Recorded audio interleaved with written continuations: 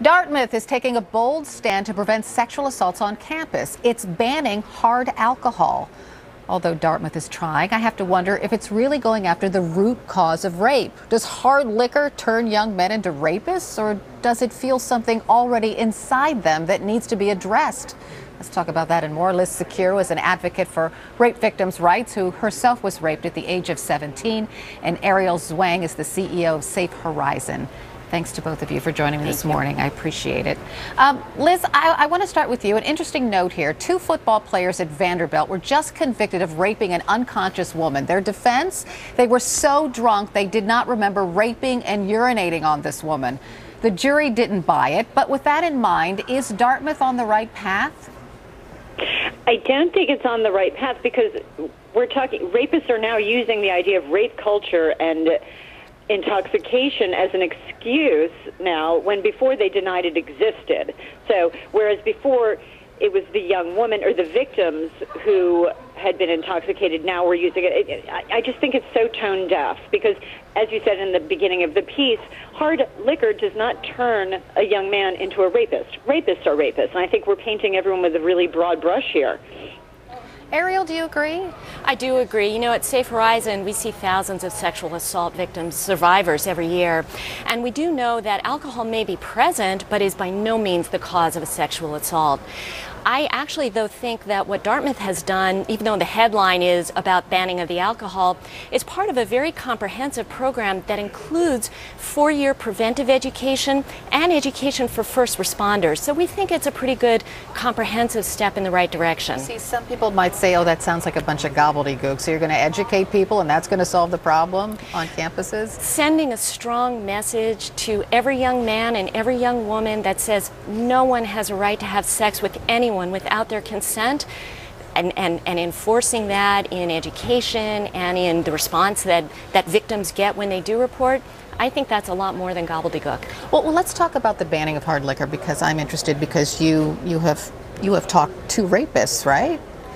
We mostly talk to victims. I know victims, yeah. Right? But you certainly have experience in knowing why men rape, right?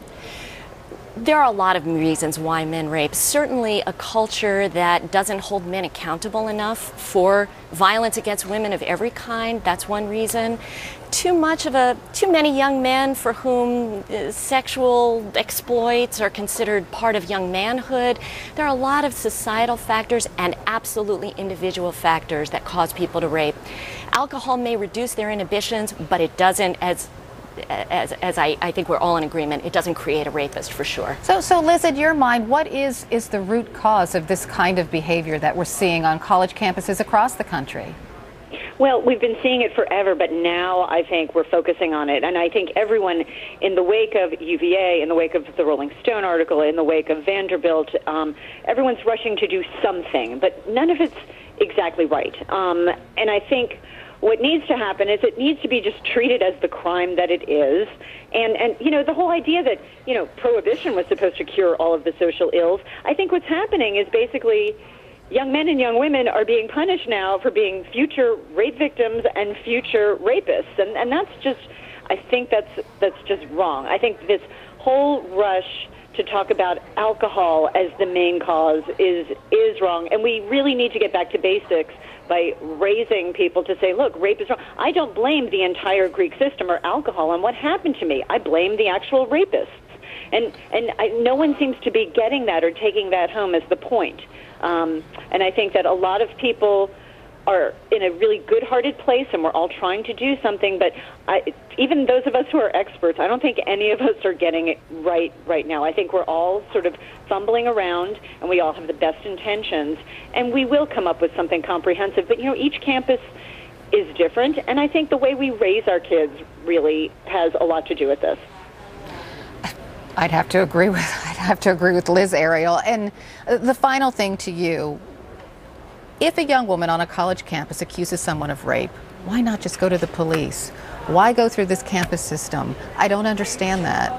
Why not skip the middleman? Because it's a crime. It is a crime. And why don't universities report those crimes to police to somebody well-versed in how to handle these cases? I agree with you. We have absolutely seen, only in cases of sexual assault, but look at Penn State in assault of children as well, that there's too much of a sense that we'd like to keep this in-house, under wraps, deal with it, inside, and that is absolutely wrong and so damaging to victims who don't get their day in court and their fair say, and to